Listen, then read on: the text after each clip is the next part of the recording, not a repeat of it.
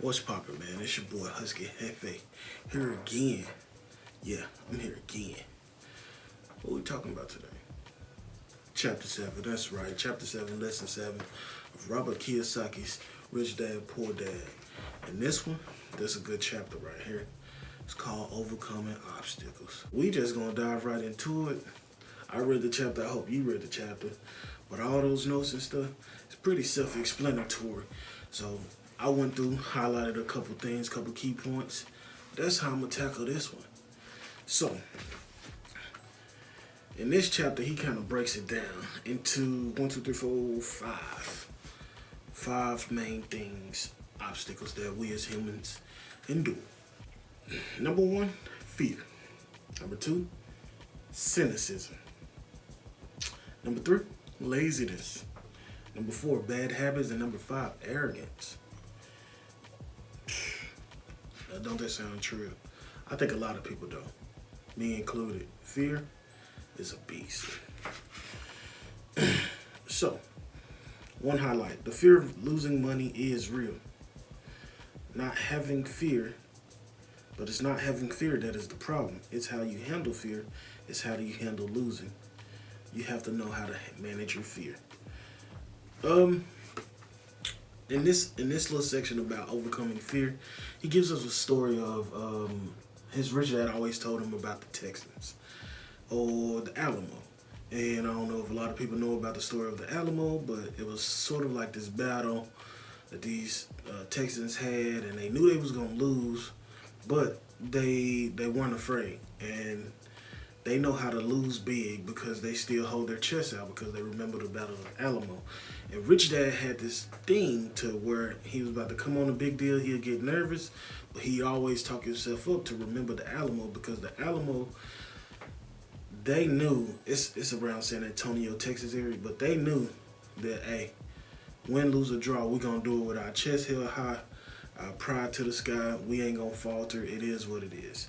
So that's just a way of overcoming fear. Don't be afraid. Learning how to manage your fear is a good thing. Like, we can always say, well, I want to do this, but I'm afraid. But don't let that, how can I put this?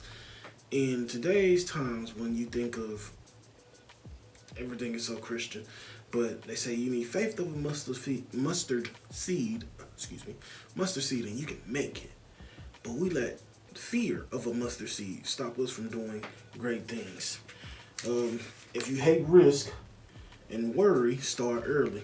So that little snippet in this section, he was trying to tell you, hey, if you're 20 and start investing, and if you're 30, if you're 20, you're probably gonna not be thinking so much because you got a lot to fall back on versus when you're 30 and have more established things. So start early. It'll do yourself some justice. He said they're proud to win. They brag when they lose. Texans have a saying, if you're going to go broke, go big. You don't want to admit to going broke over a duplex. So, hey, shoot for the stars.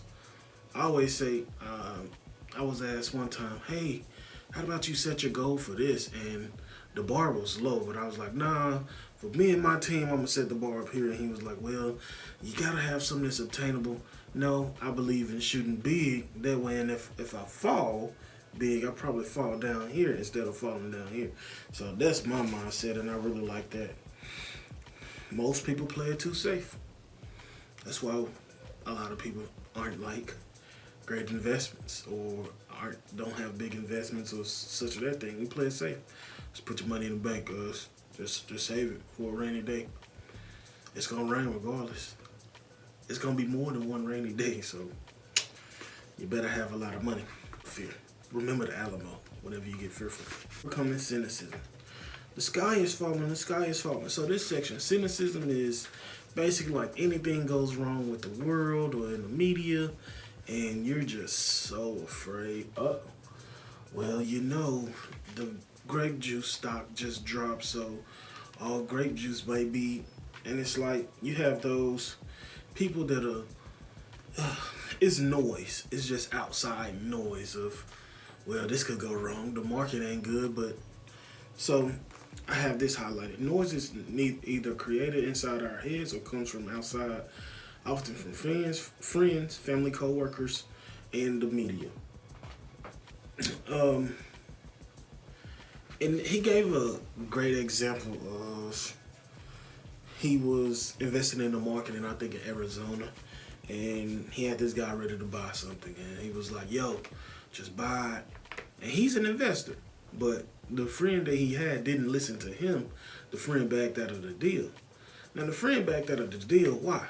Because the friend went back home and talked to a neighbor who said, the market is terrible out there. But what's that? And he asked the friend, he's like, so is that dude an investor? Is he up here? Dude was like, no. But he let that outside noise get into his head and say, hey, the sky's falling, the market isn't good. So he missed out. Because he missed out on that, a year or two later, guess what the market did? Boop, skyrocketed. So hey, thank that friend who got into your mind and just took you over. Sometimes stop listening to Chicken Little. Stop listening to the boy who cried wolf. Like, yo, look for it for what it is. Look into it yourself. Analyze it yourself. And get the factors that you need to make the best decision. Stop listening to the outside noise. Media thrives off that. They are the outside noise. Some people will come along just to disrupt you because you're operating on a greater wavelength message. We're gonna keep pushing, man. Overcoming laziness. The most common form of laziness by staying busy. So, he gave this example of this guy. He goes to work. He works hard. He provides for the family. He's so busy. Eventually, till the wife leaves, the kids are gone. The job he works so hard for, everything he works so hard for, it crumbled. And he equates this, and I feel like it's really the truth. He equates this to like, yo, sometimes we don't want to face problems, so we become super overly busy. In some instances, not every instance. Sometimes we're just plain old lazy twerps who don't want to get off our butts and do stuff. But he also attributed laziness to a mindset. His poor dad had this mindset of, like, if he asked, "Hey, Dad, can you buy this?" and the dad would be like, "Well, that's you think money grows on trees? We didn't heard it. You think money grows on trees? You think I can just pull this out my blah blah blah?" It's a mindset when you start saying things like that. You overcome laziness by saying, how can I afford it? To shut down your brain, because your brain wants to, your soul wants to conquer everything. But your brain can talk yourself out of a lot of stuff. So how can I afford it? How can I change my mindset to really go out and get it, to overcome this laziness? You got to kind of have a sense of greed, he speaks about. You gotta really, and we have this bad notion of that. Greed is so bad, but you gotta know what you want, and you gotta be determined to go out and get what you want the right way. I ain't saying hurt nobody, but go and get it. Overcoming bad habits. That was pretty self-explanatory section. The only thing I really highlighted off this one was the more I work on my mental muscles, money muscles out. Hold on, sorry. I said that all wrong. It says the more I work my mental muscles, money muscles out, the stronger I get. Yeah. Overcoming bad habits, yo. It's about sitting down and look at where you're going wrong. Once you analyze what you're doing wrong and what you do, the bad habits and laziness coincide. So you can look at your habits and see, am I reading more to free my brain, free my thoughts? Am I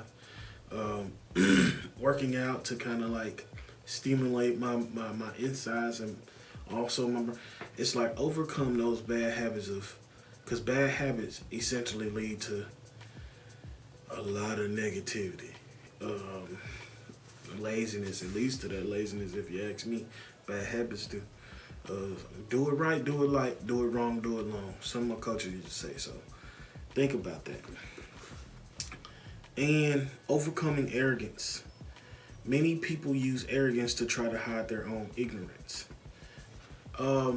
Somehow this has been sticking out to me a lot lately, but you don't know everything about a subject, right? You can be good, but you don't know everything about a subject because subjects are ever changing, right? So don't be so arrogant as if I was to come to you and say, hey, I know you're a guru at this, but have you thought of it this way? And you get arrogant, like, who are you? Shut up. You're a PM. You're doing yourself a disservice because I probably have caught on to something that you didn't read because you don't read 24/7 about the same topic that you're a pro in. So let's just be honest. When you know you are ignorant in the subject, start educating yourself by finding an expert in the field or a book on the subject. Like I just said, we're not all pros at everything. Everything is ever changing. If you want to be good at something, though, you need to pick up a book, like Rich Dad Poor Dad. Pick up a book, read, learn, expound. Like, the time is now, people. So, like I said, this chapter was very self-explanatory, straightforward.